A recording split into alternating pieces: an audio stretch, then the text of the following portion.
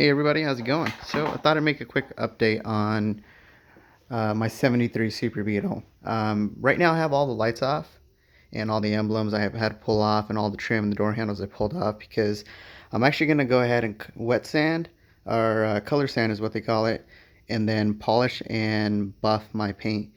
But there's a lot of other videos of me building the engine, putting the engine together, dropping it in, first test drive and all that, but it's kind of hard just because I'm starting off making this whole video thing routine. A lot of times when I'm working, it's like, where do I set up the camera, or how do I get the best shot? It's just too much. And since I don't have a whole lot of time, I just get right to work. And I haven't really been filming a whole lot of things just because there is a lot of film. But I'll show you what the car looks like now. Taillights are off of it. Just because I wanted to get a good polish. And I'm contemplating whether or not I should remove my bumpers and the fender beating on this 73. But the engine's in. This is my 2110 stroker engine that I built. It took me a while to do, a lot of trial and error. Right now, I got the carbs tuned pretty much as best as I can. I'm having some issues where it momentarily runs rough, but for the most part, it runs okay. And what I'm thinking is because I have an electronic ignition system in this car, the rotor needs to be ground down a little bit so it fits lower. Right now, it's rubbing right up against this cap, and I'm pretty sure that's my problem there. And what I'll be doing later on too is actually relocating the fuel filter. Right now, I have it just sitting right there, but I want to take it out of the engine bay altogether. So this is the engine right here, and windows are going in, headliner is going to get finished. I've just been kind of busy, guys, so let me show you what the inside looks like. Right now I have the carpet taken apart just because I didn't want to get it dirty while I was doing my test driving. I do have to tidy up my wires. I have a Intellitronics or Computronics, or what? No, it's Intellitronics. What am I thinking? Gauge in here, and basically, as you can see, I have my fuel, my temp, my RPM, oil pressure, and voltage hooked up. Later on, I'm actually going to be installing a cylinder head temp monitor, and I'm going to do that by putting that in the center console right there. But let's see if I can turn it on without giving it. Oh no, I'm gonna have to give it some gas. All right, let me pump the gas. But overall, I'm really happy with it. I do have to, like I said, tidy up the wires, fix the headliners, put the windows in. I'm going to have the carpet done. And, really?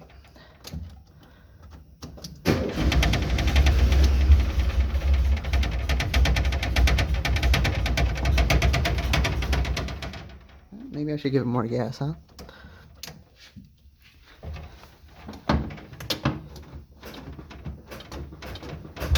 Cold start.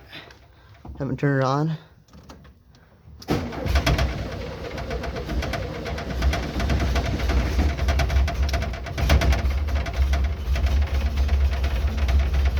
There you go. It's on.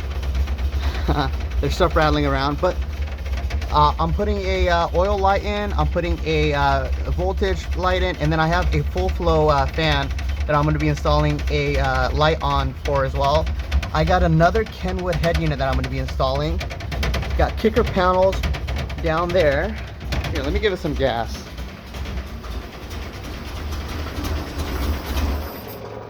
Really? Let's go.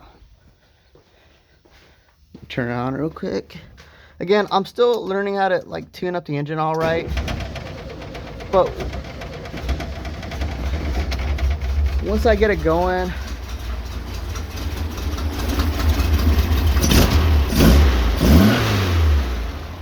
should be fine after that. But yeah, she's 2110 with a 82 millimeter stroker crank in there, 90.5 cylinder heads, a scat camshaft, an AA Performance, I believe 40 by 35 heads in this car, and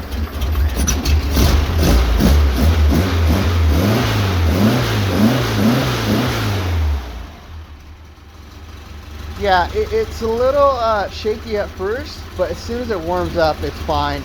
I had to give it some gas there, and it's fine. I do believe I have to adjust my carburetors a little bit better, um, just because it seems like there is a fuel to air mixture issue.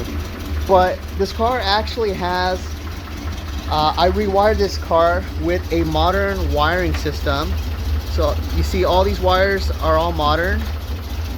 I didn't like the old school Volkswagen wiring, so I went ahead and got this kit here.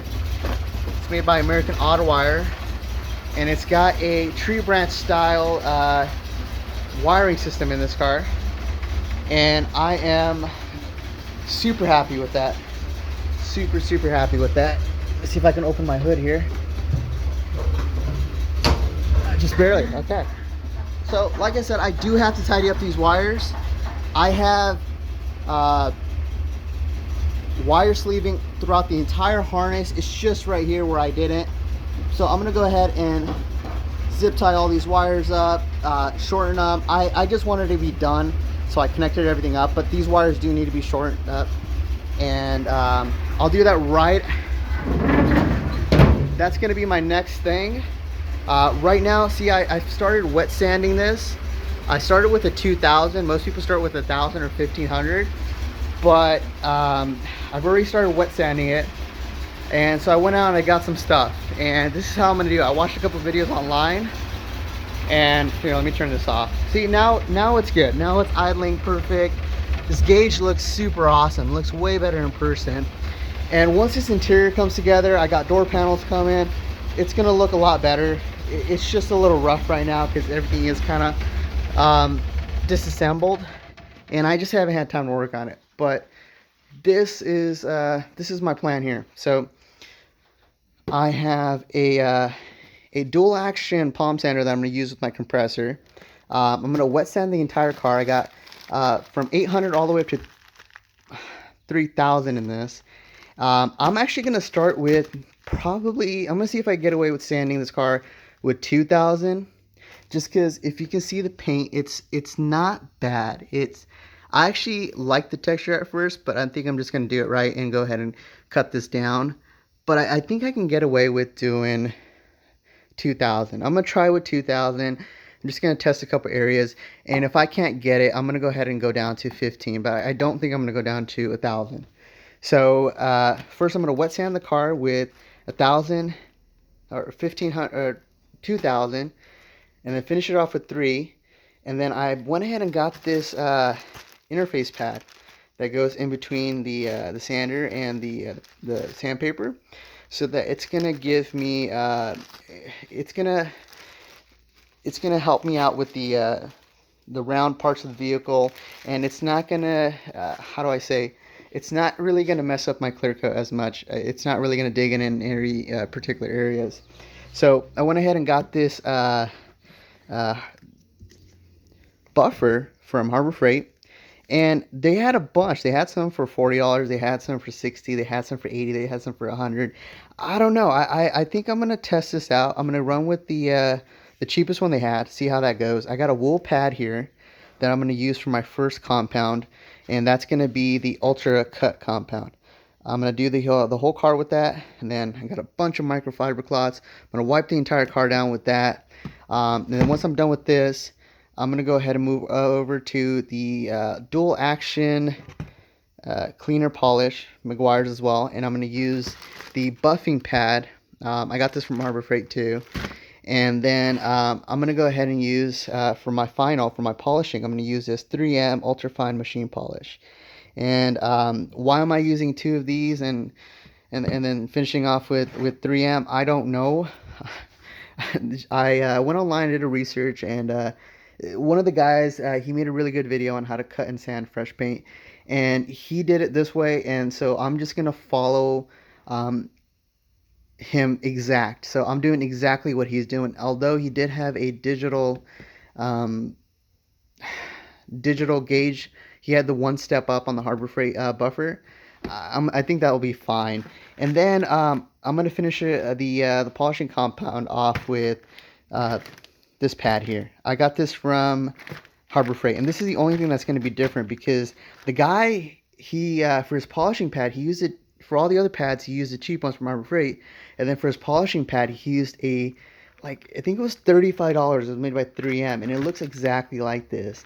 And I couldn't really justify spending that much just because all of this cost me quite a bit, guys. I think I spent about 250 on all this, and that's not even everything. That's there's stuff that I left out, like individual sanding papers. I got a Duro block in there. I just couldn't gather it all up at the moment. But I'm going to finish it off with that, wipe the car out, and then I'll see how everything goes.